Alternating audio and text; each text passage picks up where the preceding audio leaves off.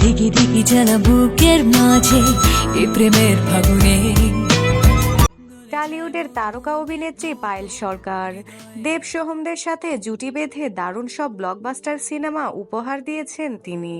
পায়েলের বর্তমান বয়স 42 বছর। এখনো বিয়ে করেননি তিনি।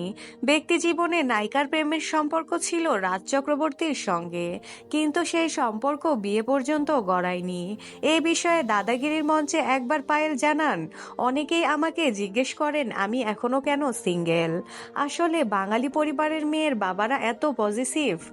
পায়েলকে মাঝখানে থামিয়ে সৌরভ জানতে চান, তাহলে তুমি বলছো তুমি সিঙ্গেল বাবা মায়ের জন্য?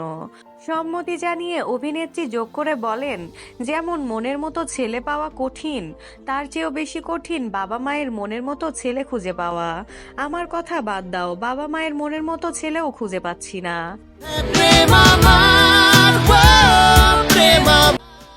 রাজের সঙ্গে প্রেমের কথা খোলাখুলি স্বীকার করেননি কোনোদিন। তবে এই সম্পর্ক ছিল ইন্ডাস্ট্রির ওপেন সিক্রেট। সম্পর্ক ভাঙার পর পায়েল বলেছেন, জীবন নিয়ে দুজনের দৃষ্টিভঙ্গি আলাদা।